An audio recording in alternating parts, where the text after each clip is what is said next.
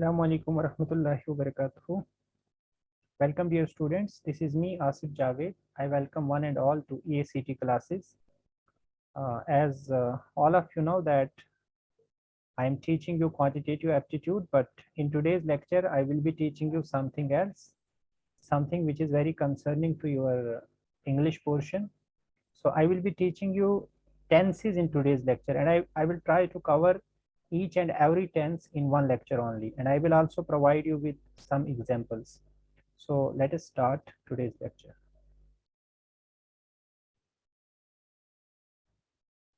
आइए शुरू करते हैं हम tenses.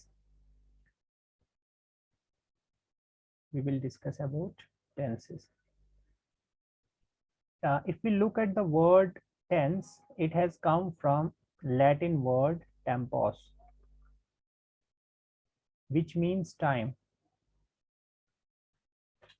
अब हम टेंस क्यों पढ़ते हैं इंग्लिश में? What is the need of learning tenses? क्योंकि इंग्लिश में जब भी हम कोई भी चीज़ बोलेंगे, किसी भी लैंग्वेज में हम जब भी कोई बात करते हैं, तो obviously we are dealing with three sort of times. या तो हम प्रेजेंट की बात करते हैं, या हम पास्ट की बात करते हैं, या हम फ्यूचर की बात करते हैं.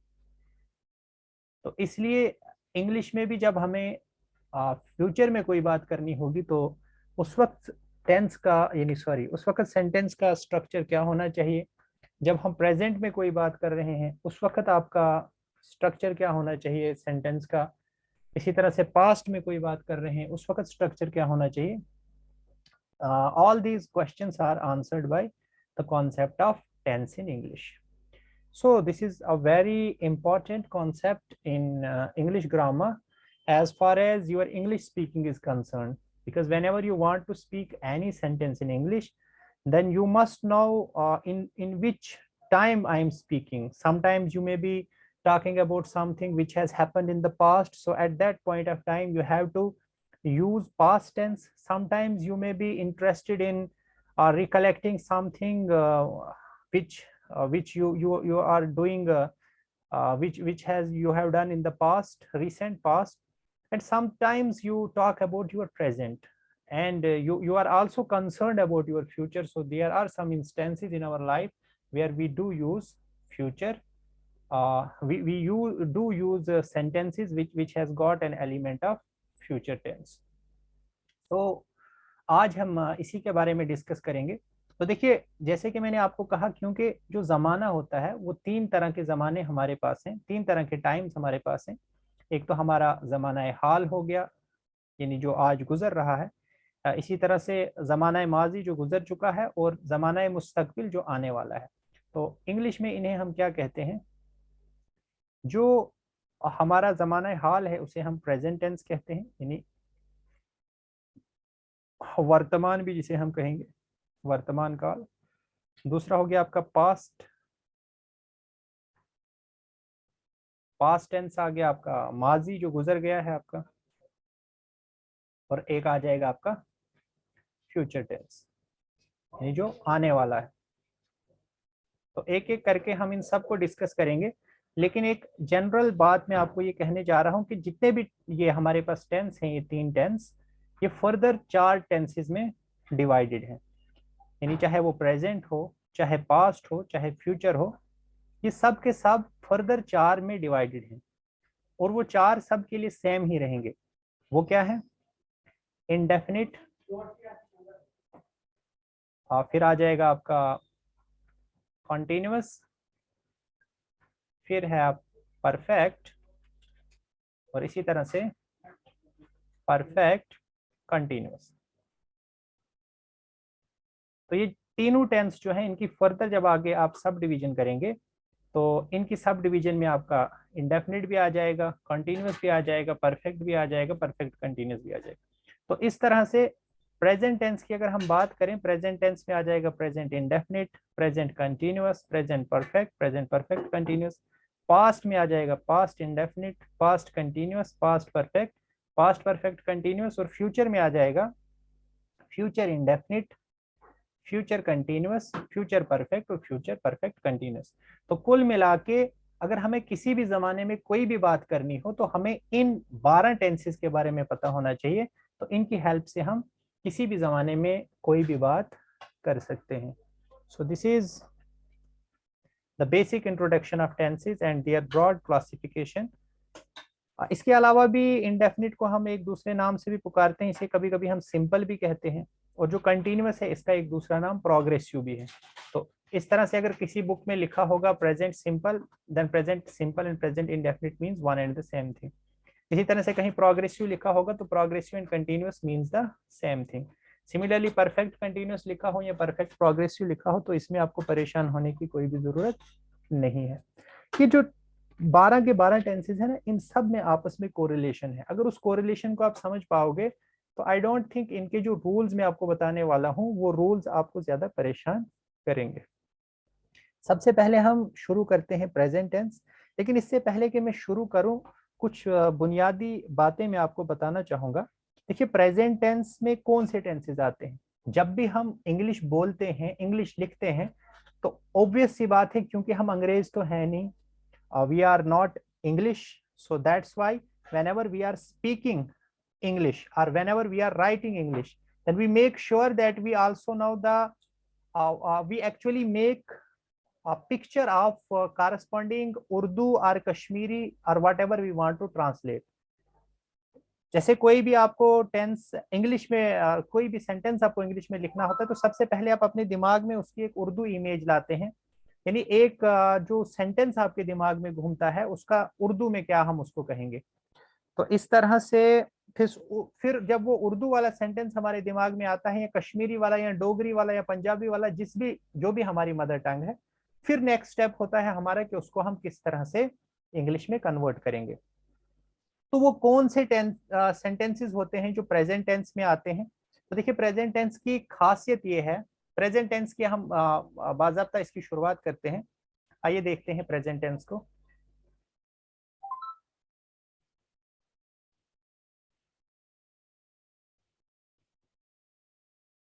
So let us first of all talk about present tense. Present, present में आपका आ जाएगा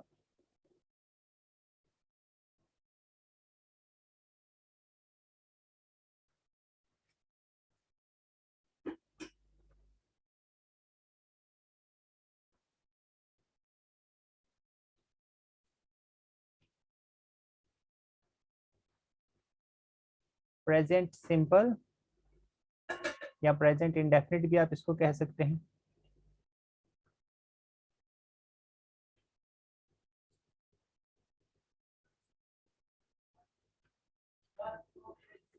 उसके बाद आता है प्रेजेंट प्रोग्रेसिव, या इसको हम कहते हैं प्रेजेंट कंटिन्यूअस। तीसरा आता है प्रेजेंट परफेक्ट,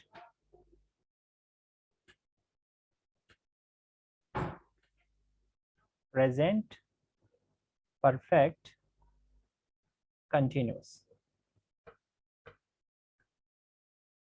चलिए सबसे पहले हम शुरू करते हैं प्रेजेंट इंडेफिनिट से।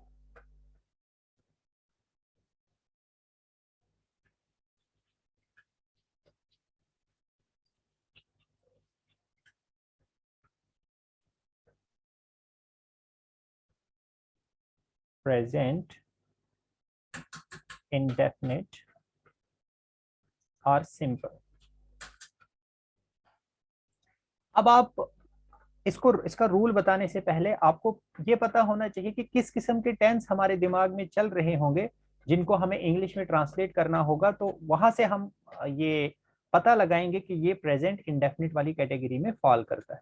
Basically these are different baskets. Present indefinite की एक अपनी बास्केट है, इसके ये कुछ अलग सी कैटेगरी के सेंटेंसेस को अपने अंदर रखता है। इसी तरह से आप कह सकते हैं कि 12 बास्केट्स हैं हमारे पास, और ये 12 कैटेगरीज हैं, ब्रॉड कैटेगरीज, जो 12 किस्म के type of broad category of sentences को अपने अंदर रखते हैं। तो सबसे पहले हम पहली बास्केट की बात करते हैं, प्रेजेंट इंडेफिनिट या सिंपल की। तो जब भी हम किसी भी सेंटेंस को, किस किस्म के सेंटेंस को हम इस कैटेगरी में डालेंगे, तो उसके लिए आपको याद रखना है हिंदी में आपको इस चीज को आसानी हो जाएगी याद रखने में, हिंदी या उर्दू जो भी है, because Hindi and Urdu are not that different as far as ours Hindi and Urdu is concern in this part of the country. बिकॉज हमारी उर्दू और हिंदी में ज्यादा फर्क नहीं है। हाँ, बाहर आप जाएंगे तो वहाँ की हिंदी थोड़ी ठीक किस्म की हिंदी है, तो वो समझना थोड़ा सा मुश्किल होता है एक उर्दू बोलने वाले के, लेकिन यहाँ पे हम उर्दू और हिंदी ऑलमोस्ट सेम ही करते हैं, तो मैं उम्मीद करता हूँ कि ज्यादा मुश्किल आपको नहीं होगी।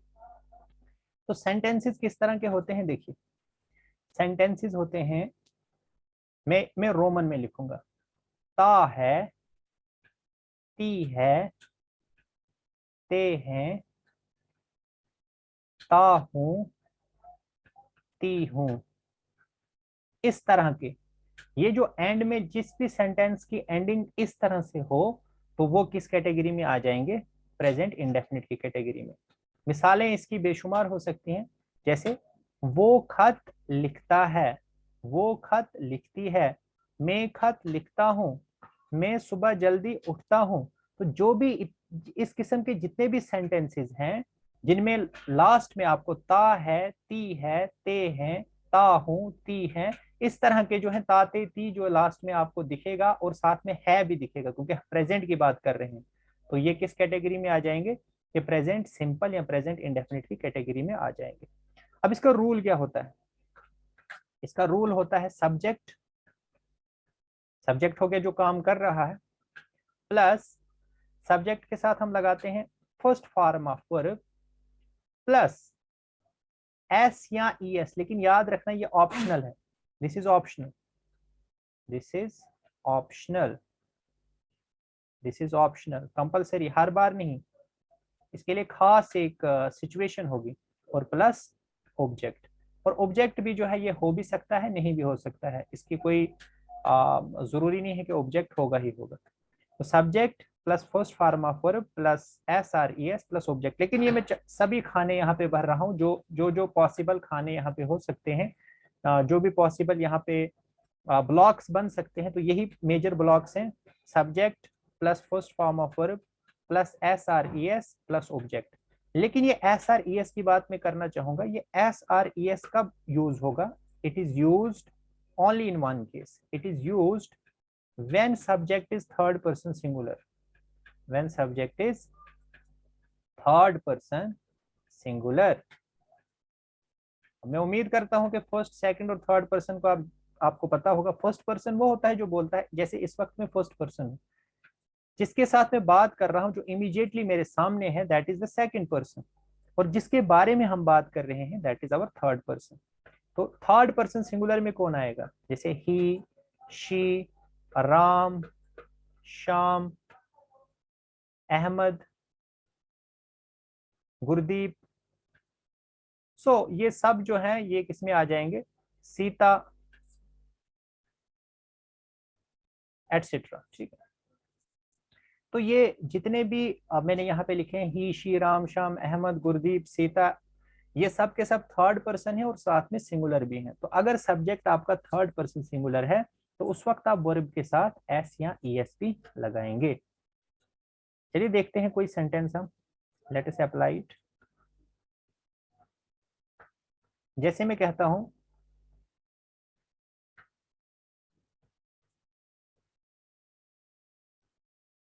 जैसे मैं एक सेंटेंस लेता हूं,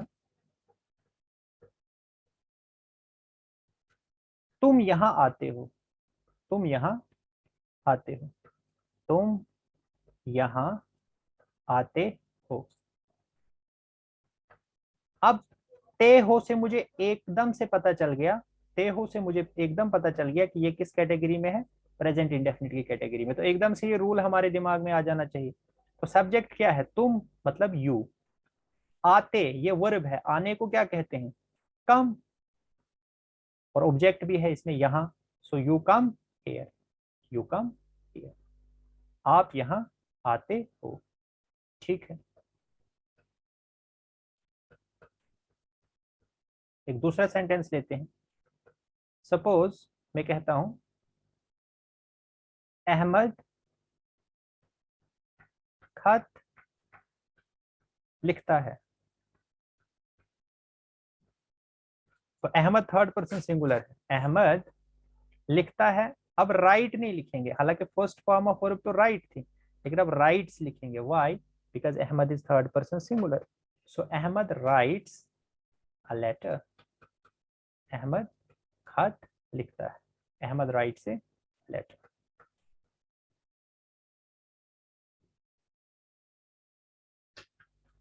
इसी तरह से कोई भी सेंटेंस आप दिमाग में सोच सकते हैं। You can think about an number of sentences which have got this. ता है, ती है, ते हैं, ता हूं वगैरह, लास्ट पे जिसके भी आएगा तो उसको आप प्रेजेंट इंडेफिनिट की कैटेगरी में डाल सकते हैं। अगर बात करें, एक क्वेश्चन पूछा गया था इस बार JKPSC में, एक क्वेश्चन पूछा गया था जिसको बाद में नलीफाई किया गया। हालांकि कुछ जो सीरीज जो थी, कुछ सीरीज में वो क्वेश्चन बिल्कुल सही था। वहां पे इस तरह से लिखा हुआ था, द कॉलेज, उसके साथ में लिखा था फिर ऑफर्स, मतलब उसका आंसर आना था ऑफर्स। तो वहां पे भी यही यूज हो रहा था। द कॉलेज जो था वो थर्ड पर्सन सिंगुलर था, तो वहां का जो कॉन्टेक्स्ट था उसके हिसाब से प्रेजेंट इंडेफिनिट वहां पे यूज होना चाहिए था। लेकिन मेन वहां पे कैच पॉइंट ये था, क्योंकि कॉलेज आपका थर्ड पर्सन सिंगुलर है, तो उसके साथ जो वर्ब लगना था उसके साथ फर्स्ट फॉर्म ऑफ वर्ब लगनी थी, यानी वो ऑफर तो फर्स्ट फॉर्म ऑफ वर्ब था ही, लेकिन थर्ड पर्सन सिंगुलर की वजह से वो ऑफर्स आना था। तो उसके आंसर्स में भी ऑफर्स, उसका जो ऑप्शंस दिए थे उसमें ऑफर्स ऑप्शन भी था, और वही आंसर की पे सही भी आंसर था। So the college offers. लिख लेते हैं ए कोर्स। वहां पे क्या था मुझे याद नहीं है, मैंने पहले देखा था but I have forgotten that. So the college offers A course in suppose Arabic. तो इस तरह से आप जब आपको एग्जाम में क्वेश्चन आएगा तो वहां पे आपको एकदम से कॉन्टेक्स्ट देखना है कि ये प्रेजेंट की बात हो रही है, पास्ट की बात हो रही है। और आप जब उस पैराग्राफ को देख लेते हो तो आप एकदम से पता कर लेते हो कि यहाँ पे मिजाज कैसा होगा इसका, सेंटेंसेस का। यानी वो ट्रांसलेशन एकदम से आपके दिमाग में चमक जाती है, और जो ही ट्रांसलेशन आपके दिमाग में चमक गई तो एकदम से आप उसको कोरिलेट कर सकते हो कि ये किस वाली बास्केट में फॉल करेगा। अल्टीमेटली ये जितनी भी सेंटेंसेस हैं ये 12 बास्केट्स में से किसी न किसी के अंदर फॉल होंगे। अब ये आपका काम है, आपकी प्रेजेंस ऑफ माइंड इसको डिसाइड करेगी कि क्या आप इस चीज को पता कर पाते हो कि वो कौन सी बास्केट में फॉल होता है या नहीं। पर एक बार आपको पता चल गया किस बास्केट में फॉल होता है, बाद में तो it's just the matter of recollecting the rule and putting it into action. तो ये है बच्चे आपका प्रेजेंट इंडेफिनिट। और भी कुछ सेंटेंसेस जैसे मैं ऐसे ही पढ़ता जाऊंगा और मैं आपको बताता जाऊंगा उसको कैसे हम लिखेंगे। जैसे मैं कहूंगा वो सुबह जल्दी उठता है, he wakes up early in the morning. या मैं कहूंगा कि वो अच्छा लिखता है, ही राइट्स गुड। वो स्कूल रोज जाता है, he goes to school daily. तो ये सब के सब जो है ये किसको, पैटर्न को फॉलो कर रहे हैं। Subject plus first form of verb plus SRES plus object. लेकिन ऑब्जेक्ट होगा, वेल एंड गुड नहीं होगा तब भी हमारा सेंटेंस पूरा हो सकता है। और बहुत सारे केसेस में ऑब्जेक्ट होगा भी और बहुत सारे केसेस में ऑब्जेक्ट नहीं भी होगा। सो वो कॉन्टेक्स्ट से हमें पता चल जाएगा जिस टाइम हमें सेंटेंस दिया जाएगा। चलिए बात करते हैं प्रोग्रेसिव की। Let's talk about present progressive, या जिसे हम प्रेजेंट कंटिन्यूअस कहते हैं। प्रेजेंट कंटिन्यूअस और प्रोग्रेसिव। अब सबसे पहले आप लोकेट कैसे करोगे कि ये कौन से किस्म के सेंटेंसेस हैं जो इस बास्केट में फॉल करेंगे। देखो सी, ये होंगे बच्चे कौन से, they will be of the type रहा है, रही है, रहे हैं,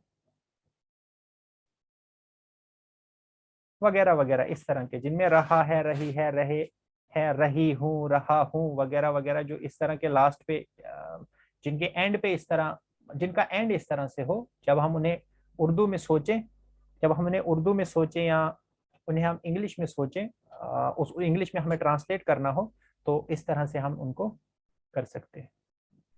सो दिस इज यूर जैसे इसकी सबसे पहले हम रूल देख लेते हैं। इसका रूल होगा सब्जेक्ट प्लस इज, एम या are, they are helping verbs, ठीक है, इज, एम या आर, इनमें से कोई भी लग सकता है। ये डिपेंड करेगा कि आपका सब्जेक्ट कैसा है।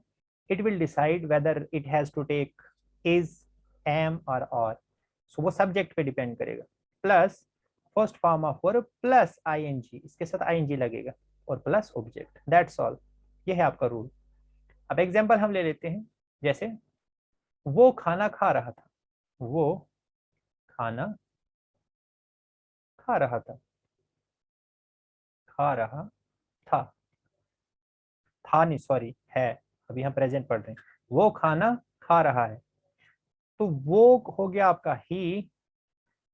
अब दूसरा क्या लगेगा, इज, एम या आर? एम तो नहीं लगेगा, आर भी नहीं लगेगा, इज लगेगा। इज, ईट और ING, he is eating food, he is eating food.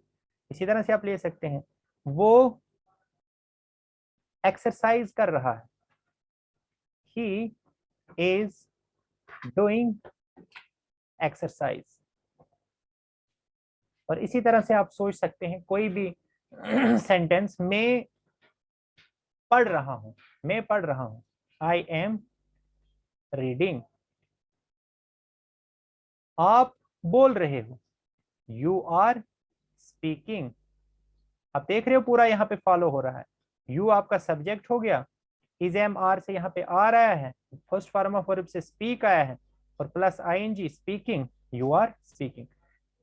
अब इसमें आप ऑब्जेक्ट भी ला सकते हो, जैसे आप नॉनसेंस बोल रहे हो, आप नॉनसेंस बोल रहे हो, you are speaking nonsense, you are speaking nonsense. आप सही बोल रहे हो, यू आर स्पीकिंग सेंस। तो इस तरह से आप प्रेजेंट कंटिन्यूअस को भी देख सकते हैं, जिसमें रहा है, रही है, रहा हूं, रही हूं वगैरह वगैरह जो लास्ट पे आएंगे, तो वो आपके आ जाएंगे प्रेजेंट प्रोग्रेसिव में। ओके, कोई डाउट? अगर कोई भी डाउट है बच्चों, आप कमेंट सेक्शन में बिना किसी झिझक के पूछ सकते हैं। I am alongside you guys to answer your queries. You can also telegram me. I will share my telegram contact with you guys on EACT classes telegram group, so you can also post your queries there, so I'll be alongside you to help you. चलिए बात करते हैं perfect की। Present perfect, present perfect की जब हम बात करते हैं, ये है बच्चे आपका सब्जेक्ट प्लस, पहले इसका रूल लिख लेते हैं। चलिए जैसे हम कर रहे हैं वैसे ही, चुका है, चुकी है, चुके हैं, चुका हूं, चुकी हूं वगैरह वगैरह। जिसमें ये चुका, चुकी वगैरह है और है साथ में हो, तो वो आपका किस कैटेगरी में आएगा, परफेक्ट में। तो इसका रूल क्या है, सब्जेक्ट प्लस हैज या have plus third form of verb plus object. जैसे मैं लंच कर चुका हूं, मैं लंच कर चुका हूं। मैं क्या है, सब्जेक्ट, सब्जेक्ट इज आई, आई के साथ क्या लगेगा, हैव, कर चुका हूं, done lunch, I have done lunch. So this is present perfect. और एग्जांपल लीजिए, मैं लेक्चर दे चुका हूं, मैं लेक्चर दे चुका हूं। मैं, या मैं इसके बजाय कुछ और लेते हैं, वो लेक्चर दे चुकी है, दे चुकी है। She has delivered a lecture, she has delivered a lecture।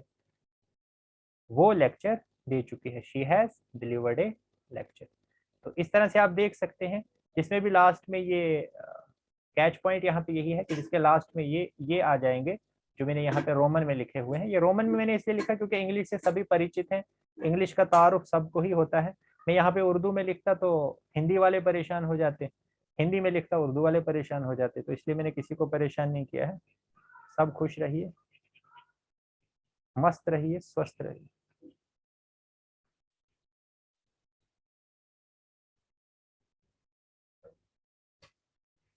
Okay, let's come to the final component of present tense, that is present perfect continuous। देखो, ये प्रेजेंट परफेक्ट कंटिन्यूस जो है ना, यहाँ पे भी वही होगा जो प्रोग्रेसिव में हुआ था। रहा है, रही है, रहा हूं, रही हूं, रहे हैं। तो आप सवाल कर सकते हो कि सर अगर इसके ये सेंटेंसेस भी ऐसे ही एंड हो रहे हैं और प्रेजेंट कंटिन्यूअस के जो सेंटेंसेस है वो भी ऐसे ही एंड होने थे, तो फिर इनको अलग से इस ये जो इन्होंने टेंस ऐड किया इसको अलग से ऐड करने का क्या मकसद है? तो बच्चे मकसद है, प्रेजेंट कंटिन्यूअस में हम सिर्फ ये कह रहे हैं कि कोई काम प्रेजेंट में हो रहा है, लेकिन वहां पे हम ये नहीं कहते हैं कि वो काम कब से हो रहा है। जबकि प्रेजेंट परफेक्ट कंटिन्यूअस में हम ये भी बता सकते हैं कि वो काम कब से हो रहा है। तो इसमें सिंस और फार का यूज होता है, यही इसकी exclusivity. Since and far is used in present perfect continuous. बाकी पहचानेंगे आप इनको ऐसे ही, रहा है, रही है, रहे हैं, लेकिन वो कब से कर रही है, वो कब से कर रहा है, वो भी साथ में आएगा। That is the exclusivity of present perfect continuous. अब आप पूछेंगे कि सर सिंस कहाँ पे यूज करेंगे और फार कहाँ पे यूज करेंगे, तो ले लीजिए इसका आंसर भी। सिंस होगा यूज पॉइंट ऑफ टाइम के लिए, और फार यूज होता है पीरियड ऑफ टाइम के लिए। पीरियड ऑफ टाइम के लिए क्या मतलब हुआ इसका? देखो, पॉइंट ऑफ टाइम क्या होता है, इसमें आपको पूरा नहीं बताया गया है कि नंबर, मतलब इसमें अब नंबरिंग नहीं आएगी, सिंस में नंबरिंग नहीं आएगी। जैसे मैं ये कहूंगा कि वो 2001 से पढ़ रहा है, वो 2001 से पढ़ रहा है, तो मैंने यहाँ पे पूरा नहीं बताया आपको कितना टाइम हो गया, कितनी नंबरिंग हो गई 2001 से अभी तक, मतलब पीरियड नहीं बताया आपको, बस एक पॉइंट मैंने बताया 2001 इज ए पॉइंट। या मैं कहूंगा वो सुबह से पढ़ रहा है, वो सुबह से खेल रहा है, वो सुबह से कुछ भी ले सकते हैं, वो सुबह से नाच रहा है, वो सुबह से गा रहा है, वो सुबह से जो भी कर रहा है, ठीक है। तो सुबह जो है ये आपका पॉइंट ऑफ टाइम आएगा। लेकिन वहीं पे अगर मैं ये कहूं कि वो 2 घंटे से पढ़ रहा है, तो यहाँ पे मैंने दो वर्ड इस्तेमाल किया, मतलब यहाँ पे मैंने नंबर इन्वॉल्व कर दिया। या वो 2 साल से इस स्कूल में पढ़ रहा है या पढ़ रही है, वो 2 हफ्तों से मेरे पास रह रहा है। तो यहाँ पे जब मैं पीरियड मेंशन करूंगा तो वहां पे क्या लगेगा? फॉर। और अगर मैं पॉइंट मेंशन कर रहा हूं, पॉइंट ऑफ टाइम, तो उसके लिए सिंस लगेगा। अब इसका थोड़ा सा वो देख लेते हैं, रूल देख लेते हैं। रूल इसका डिफरेंट होगा प्रेजेंट कंटिन्यूअस से, हालांकि मिजाज कुछ इनका सेम सेम जैसा है, लेकिन रूल इनका डिफरेंट होगा। ओके, देखिए रूल इसका, सब्जेक्ट प्लस प्लस आएगा हैज बीन और हैव बीन, ये हेल्पिंग वर्ब्स होंगे, plus first form of verb plus ING plus object. फर्क देखिए क्या है, वहां पे इज एम आर था, यहाँ पे हैज बीन और हैव बीन है, ठीक है। तो एग्जांपल हम ले सकते हैं, तुम सुबह से लिख रहे हो, लिख रहे हो, बताइए, इसी कैटेगरी में आ जाए, क्योंकि यहाँ पे ये भी बता गया कि कब से काम हो रहा है। तो इसका मतलब this is coming from the basket of present perfect continuous. You have been, you have been writing, you have been writing since morning, because morning is a point of time. Is that okay?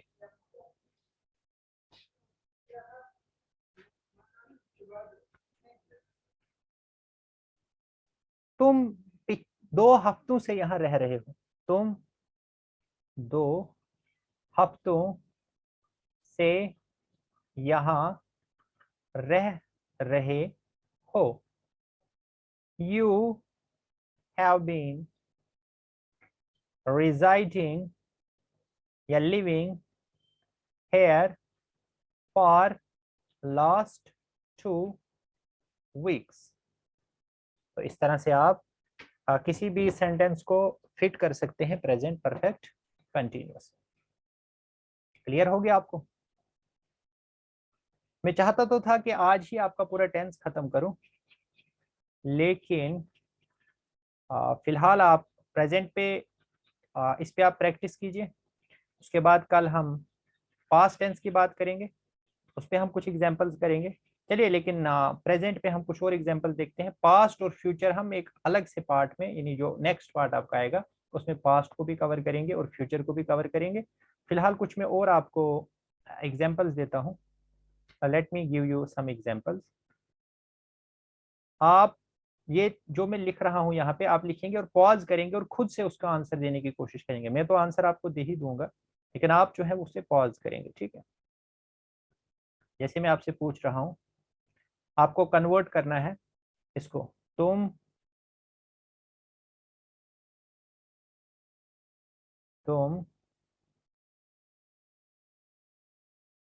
क्या लिखूं मैं? तुम रोज school जाते हो। दूसरा sentence में लिखता हूँ, वो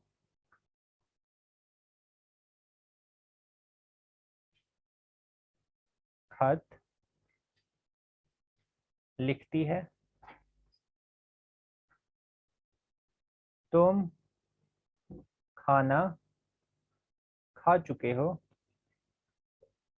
तुम खाना खा चुके हो। वो सुबह से यहाँ पढ़ रहे हैं। पढ़ रहे हैं। तुम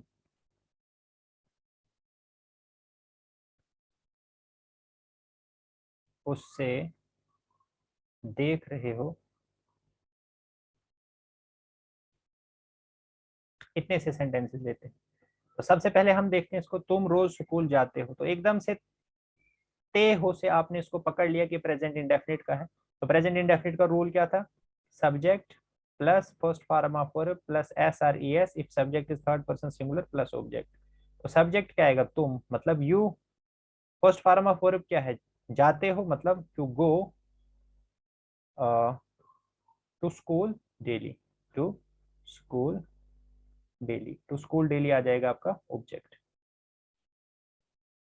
वो खत लिखता है। ता ता है, फिर से आ गया, इसका मतलब फिर से इंडेफिनिट है, मतलब ही। अब क्योंकि थर्ड पर्सन सिंगुलर है तो राइट नहीं आएगा, writes. Writes a letter. A letter आ गया ऑब्जेक्ट।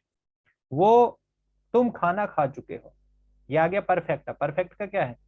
परफेक्ट का है सब्जेक्ट प्लस हैज और have plus third form of verb plus object. तुम खाना खा चुके हो, यू हैव। हैव लेंगे यू के साथ, यू हैव खाना खा चुके हो। You have finished eating food. ठीक है, यू हैव फिनिश्ड और ईटिंग फूड जो है ये ऑब्जेक्ट आ जाएगा। वो सुबह से यहाँ पढ़ रहे हैं। वो सुबह से यहाँ पढ़ रहे हैं, मतलब ये रहे हैं तो है, लेकिन क्योंकि इसमें सुबह का भी आगे कब से ये पढ़ रहे हैं, दैट मीन्स इसमें ये प्रेजेंट परफेक्ट कंटिन्यूअस आएगा। सो ये आ जाएगा वो अगर बहुत सारे हैं तो दे लिखेंगे। दे, अब हैज बीन हैव बीन में से हैव बीन आएगा। They have been studying studying here. सुबह से मतलब पॉइंट ऑफ टाइम है, तो सिंस मॉर्निंग। तुम उसे देख रहे हो, सिंपल सी बात है, रहे हो कंटिन्यूअस है। तो कंटिन्यूअस में क्या है? Subject plus is am are plus V one plus I N G plus object. V one means first form of. तो ये आ जाएगा तुम उसे, यू के साथ आर लगेगा, आर देख रहे हो। यू आर वॉचिंग या सीइंग, जो भी लिखो, जैसे सीइंग ज्यादा अच्छा रहेगा। You are seeing. तो इस तरह से आपका ये जो प्रेजेंट टेंस है ये आज कंप्लीट होता है। अगला जो पार्ट होगा उसमें आपका पास्ट और फ्यूचर भी कंप्लीट हो जाएगा और टेंस की परेशानी हमेशा के लिए खत्म हो जाएगी। इसी के साथ मुझे इजाजत दीजिए, फिर से आपसे मुलाकात होगी अगले लेक्चर में। अगर किसी को कोई डाउट है कमेंट सेक्शन में जरूर पूछिए, अपने फीडबैक जरूर दीजिए कमेंट सेक्शन में। बाकी हमारे लिए दुआ करते रहिए। Thank you so much and have a nice day.